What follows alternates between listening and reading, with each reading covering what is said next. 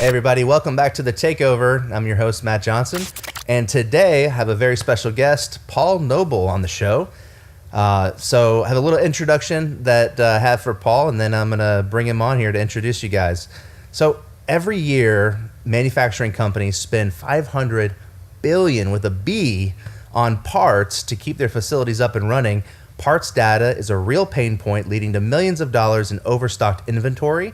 And Paul Noble and his team at Autit are using artificial intelligence to reduce this working capital within the supply chain, which for typical Fortune 1000 companies equates to 40 to 60 million in savings. Paul has used his experience as an industrial sales rep with Sherwin-Williams to develop a frontier software application specifically for the industrial supply chain. Paul, welcome to The Takeover. Hey, Matt. Good to be here. Thanks for having me. It's great to have you, my friend. I'm excited to learn more about artificial intelligence, and I'm excited to learn more about what you guys have been working on and how you really see, the industrial supply chain evolving into the Industry 4.0 model that everybody keeps talking about. But you guys are on the forefront. You're actually doing something about it, and that's why this episode is really exciting for me, and I'm sure the listeners are on the edge of their seat. So why don't we start this way, Paul? I'm just going to ask you about where did this idea for optimizing inventory come from? And maybe you can just tell us that answer by going through your background and how you ended up where you're at today. Sounds great. Yeah, it's really started back, worked for Sherwin-Williams for a little over 12 years, and most of that time was spent in industrial distribution and industrial supply chain. Started developing large national programs for our book of brands at Sherwin-Williams for large end users, and worked in conjunction with distributors of all sizes to really fulfill and understand where our opportunities lie. And from there, most recently ran the Eastern United States for that same group.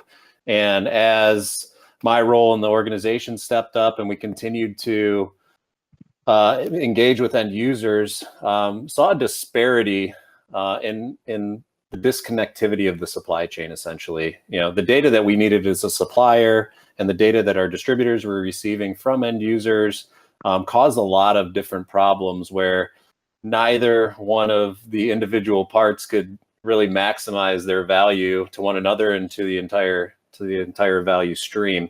So after feeling that pain for a handful of years and becoming extremely frustrated with it, I decided to take a chance and jump out and founded Autit really late 2015, early 2016. And as you know, as we've worked together and known each other for many years, it initially was supplier focused. That's what I knew, and knew how we could work, and develop a platform from a sales enablement standpoint that could allow distributors and suppliers to better pipeline, get analytics, and improve workflows, working with one another to serve their end users. And after doing that for a long period of time, like many startups and businesses, great thought, wrong time is the best way to say it. Overall, now we still have that original sales enablement product and see things down the line as we continue to maintain the vision of the connected supply chain. But that really led us to where, as most discovery within any business is that customer discovery is important. You always need to be learning from your customers and speaking to them, and whether it's software or whether it's general business, delivering what the customer's asking for rather than what you're telling them they need. So that led us to working with large Fortune 1000, Fortune 2000 manufacturers and understanding why was the data flow that was created out of their ERP systems and material management platforms, why was that so bad? Why was it being passed so poorly through the chain and causing all these problems that we were seeing downstream? And it gave us the power to actually swim more downstream, and really has led us to the solution that we've built and have been launching with large corporations over the past year or so. That's awesome. I I love the story because it starts by first understanding a pain point and looking for a solution for that pain point, and then that solution ended up not being the right, or maybe not. I still love the solution, by the way. When I found the product, I was like, yeah, that's a really smart product. But like you said, maybe just the world isn't ready for it, or maybe it's the timing is off. But I love how you guys pivoted, and now you're focusing on a different part of the supply chain. But it's really a story for us all to remember that we have to listen to the customer, and not necessarily prescribe, but to adapt to what the real needs are. So Paul, like, as kind of talking about identifying the pain point as a sales rep and your time with Sherwin-Williams, like, what were some things that you saw out there that were just, they were just out of date, and really, can you elaborate on some of those pain points that you saw in terms of the industrial supply chain? Yeah, for distributors and suppliers, I think it's a continual problem on scaling opportunities and maximizing value at customers that you actually are engaged with and have success with. And there are so many opportunities where I saw the problem is that most of the important information that we were in front of as a supplier and we were working with in our distributors was in static form. So it's Excel docs and notebooks and all of those different things. And, we made an attempt to be able to digitize that, which digital supply chain is so important in creating, optimal pipelines and helping sales funnels and helping execution. And I just saw a huge disparity there. And it just kept kind of blowing my mind that there wasn't something out there for it. And, but as we've continue to dive deeper, understood, kind of why that is the case. And that really, it drives to the, where we're headed now and where we're focused is that this, systems of record for large organizations are disconnected, at the core. And that disconnectivity just rears its ugly head throughout. So. Yeah, that makes a lot of sense. I mean, a lot of the software solutions that we're seeing have success and that are really changing the way that we do business. It's all about integrated communication, and so many pieces of what maybe in like the operations of an industrial sales rep, they're not matching up with the way that their suppliers want to sell to the end user, and then the end user themselves doesn't have they don't really know what they have on hand and what they need. Yeah, and it goes into like this because of the lack of data and good data. We always talk about it with our customers is most organizations are working off of a false sense of reliability. And what happens is if I stock more, I'll be more reliable. And reliability and safety is so key at these facilities that with untrustworthy data, procurement and operations really are butting heads rather than unifying strategies. And that's really much of what we're trying to do is to create that trustworthy data out of systems of record that will allow them to know what they have first and foremost, but more so allow them to work with their distributors and suppliers to fulfill an optimized solution across their various facilities and give them what they need. So is that really what it's about? Like at the these large manufacturers at the end user level, the reason why they struggle with inventory and overstocking is because they don't have the data, or the data is not as accurate as it should be. Is that really what's happening? Yeah, it really is, and it goes back to the disconnected, legacy ERP systems they were invented before the internet. So there's this disconnectivity where suppliers and distributors are giving a physical good to an organization, and they're not getting that digital footprint of the product. So each individual organization, by plant, by business unit, across a global organization, actually inputs these things manually into and tries to comply with rules and naming conventions that aren't scalable. And it creates a lot of truncated data, incomplete data, not from only attribute wise, but even lead time from specific suppliers creates tons of tail spend. Incorrect criticality, just because it's almost most of the time one and done or isolated in projects. So like as we look at where AI fits in, is the ability to consume massive amounts of data and make sense of it and be trained by the experts to understand the knowledge around those specific parts, usage, and reliability. Now, I'm really fascinated by the idea of AI handling this data, because that's obviously that's the pain point. I mean, these manufacturers don't have the staff, the ability to, or sometimes it's not even, they don't even have the software solution to be able to handle that kind of data. But what can a distributor maybe do to help solve this pain point? Because I mean, at the end of the day, the manufacturer needs to have the right parts, the right equipment on hand to manage operations. But at the same time, they have an opportunity to save, like you said, millions of dollars by not overstocking and having like just-in-time inventory. What are some good things that you've seen, like maybe distributors and end users do to help solve the problem? Yeah, I think what's difficult is using traditional methods to work in pockets to improve data. And I think that's some of what we're trying to solve. I think that the services and the just-in-time solutions that distributors are continuing to introduce into the marketplace, I think are just fantastic. And I'm so bullish on where that's going to continue to go. Like outside of what's been around a little bit and is continuing to advance with like vending and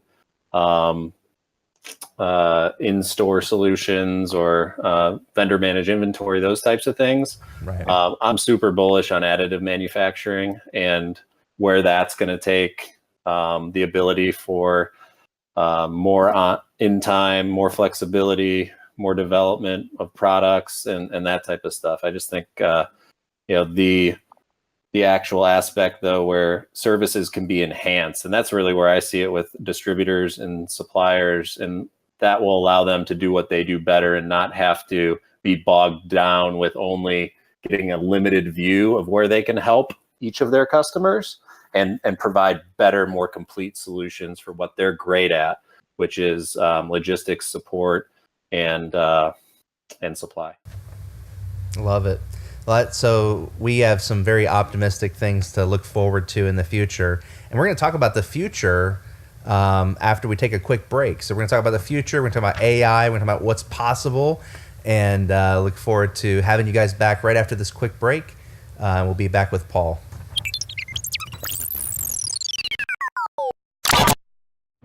We were made for this industry.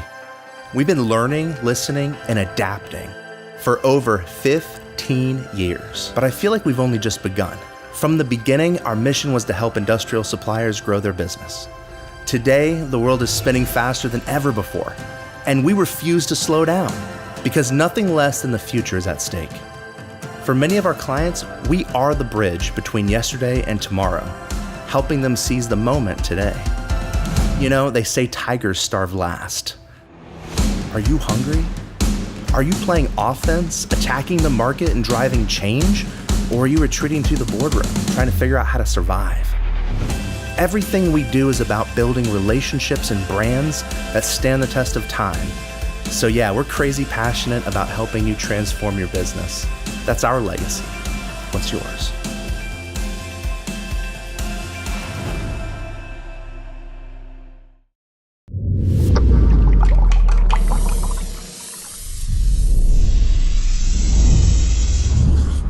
When ordinary signage won't do, armor up with a protection that's powerful enough to survive any environment. Duck Armor by AccuForm. Designed to protect against scratches, scrapes, and impacts. Built to endure damaging chemical washing, graffiti resistant, and able to withstand UV yellowing or fading, plus cold weather cracking. Duck Armor is the original liquid laminate coating, pioneered by AccuForm. Don't fall for a decoy. Huh? Get Duck Armor. We don't send strongmen into battle without armor. Get the sign coating you know will last against harsh abrasions, tough chemicals, taggers, and extreme environments. Duck Armor is tough enough for scratches, scrapes, impacts, weather, washing, sun, graffiti, and... What are you doing? I was just gonna... What? No. Why would you do that? Like all liquid laminate signs, Duck Armor's ultra-hard surface cleans easily, like water off a duck's back, and it withstands tough conditions, keeping your sign and message clear. But only Duck Armor can protect more than your signs, with over 90,000 products armed and ready. Not like that.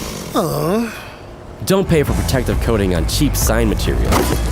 Duck Armor gives you superior coating on premium signs at no extra cost. All the protection without the bill. Your facility deserves the best protection on the best signs. Durable and resilient. Light as a feather.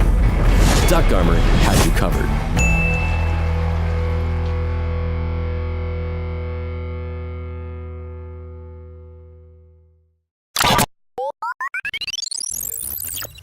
Hey everybody, welcome back. We've been talking with Paul Noble from Autit about AI, integrated supply, and inventory management at the end user level, and really the future of data management and procurement technology. So Paul, thanks so much for being here again. I'm going to ask you this. Man, just to get started on the second segment. Like, what are some of the things that you've learned in the industry since you first launched Autit? And, how is it that you see the industry changing, like, before your eyes? Sure.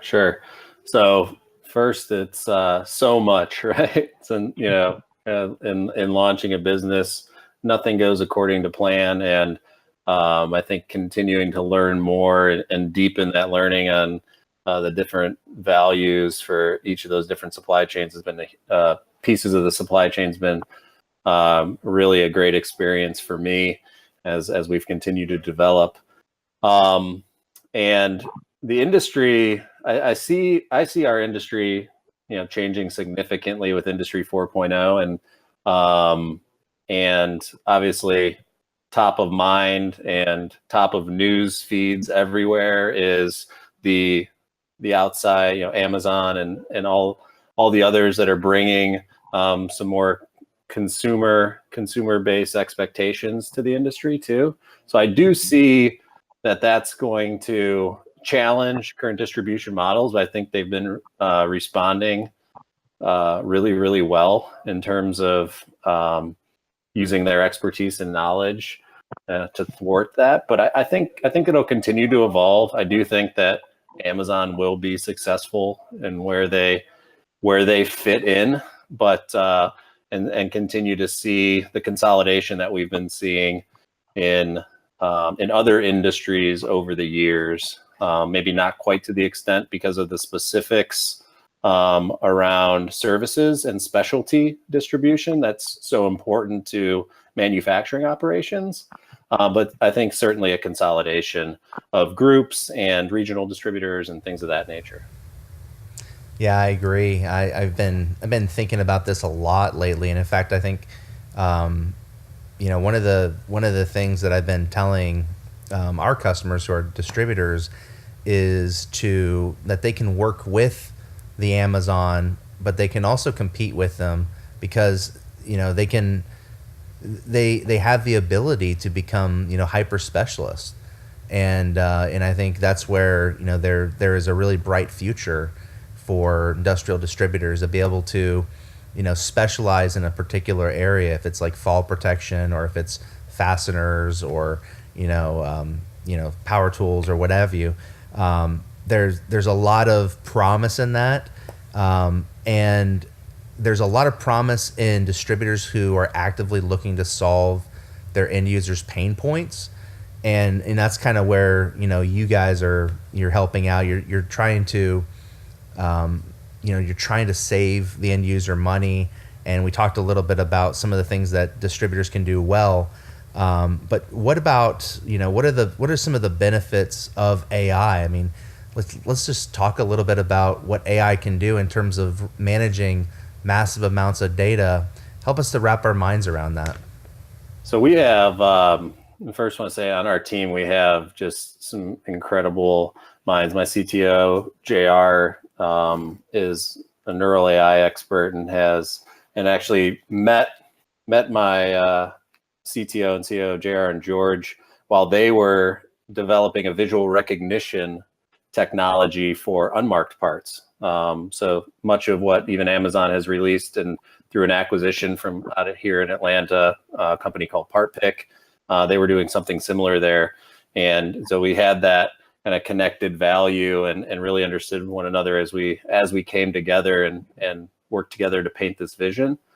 But really, from an AI standpoint, what you can kind of boil it down to, it's not here to take over the world. It's here to enhance the ability to have ultimate recall on really important pieces of data, and be able to give experts in a space the ability to transfer knowledge to a system to enhance their ability to make better decisions, and then also track those decisions, whether positive or negative. So it's not a magic wand by any means, but what it can give you the capabilities of doing is essentially understanding what you want to accomplish and being able to scale that and become superhuman, so to speak, and do it fast and do it, with incredible accuracy, where rather than looking at things through blinders or a lens, a foggy lens or an isolated instance of information. For what we look at material master data. That's hundreds of thousands of records, and we're marrying it to millions and millions of movements over years of time. And I think the best way to describe it is like it has ultimate recall. So it can pull that one piece of data that you need to make the best decision in that specific time and apply it and almost create, a brain around MRO. Wow. That's exciting. It definitely frees you up if you don't have to, be the one having to, enter data or search for it or, remember, for God's sake, who could do that. Yeah, right. Yeah. And that's really where you're not necessarily always reaching back to the right pieces of data that might give you the better outcome or decision, or not being able to really tackle the entire amount. As we speak to manufacturing companies, we think it's just silly that someone, again, gets that physical good and has to type it into a 40 character limited space in their ERP system. And what you think a specific gloves description should be is different than what I think. So as we're entering that across an organization, let alone an entire channel, you have millions of descriptions of the same types of parts, which it leads to, lack of optimization. So that's a really big thought. So tell me a little bit about Autit and how it's using its AI to solve some of these pain points at the end user level. Sure. So when we talk to organizations, we get a lot of head nodding as we're describing the problem, right? So it's best to diagnose, and we went through it a little bit earlier, so I won't spend too much time on it, but it's, one, systems that they're using, it's system related problems. It's not their lack of desire or the lack of the supply chain's willingness to try to solve a lot of these issues. It's just the systems have gaps. And so we use AI to infuse that with intelligence. So that goes to, all right, manual entry. That goes to, if you look at an organization, and one of the things that we use AI for is merging disparate data sets. So companies that grow organically, but more specifically through M&A activity, often are Frankensteining systems together through that M&A that makes it almost impossible to control and creates a lot of data silos. So, we use AI for three things. That's the first. Second, we structure the unstructured data to understand, what's in the system, what's used, and be able to apply that back and deduplicate and streamline pieces of information. And then lastly, it's that marrying to movements, right? So we will take, these 200,000 parts that are used across the enterprise and understand where they're used, why they're used, how they're used, and associate stocking levels to a sigma level. So solving that problem between procurement and ops, it's trusted that we can remain Six Sigma reliable while lowering our inventory by 20-30%. Wow. So that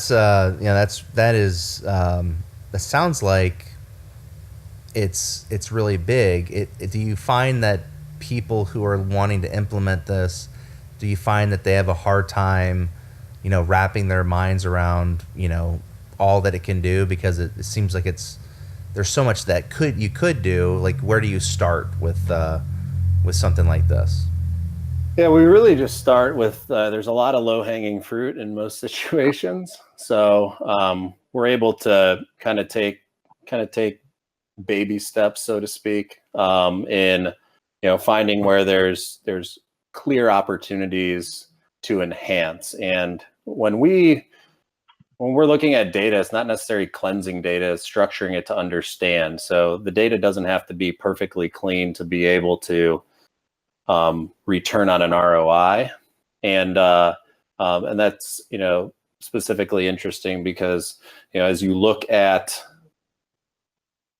data harm, it's very often that it's like everyone knows that that's important, but you can't always apply it to a specific return on investment. So that's something that we're consistently looking at. And then more importantly, after we say you go from this just in case insurance premium of inventory to as just in time as you want to be, knowing that plant by plant you can select different sigma levels you want to be and know how your decisions are affecting dollar related outcomes.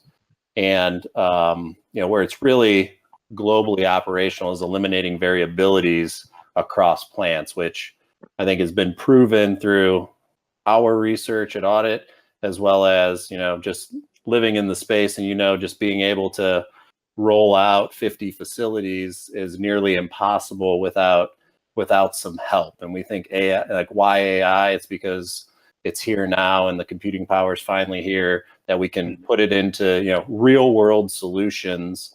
So we say we use AI to customers, but it's more about like, what is it going to do for them? It's going to help them be more efficient. It's going to help them eliminate variability across the enterprise and allow them to understand the knowledge that that's going on in their supply chain. Very cool. So as I'm listening to you, Paul, kind of as I'm wrapping up my thoughts on this, correct me if I'm wrong, but if I am a industrial distributor or maybe a manufacturer, is there a way that I could work with this technology to create like this value added component to the way that I supply my customers? Like, in other words, can I work with Autit to reduce my customers' cost of inventory and look like a hero? Certainly, yeah. So we're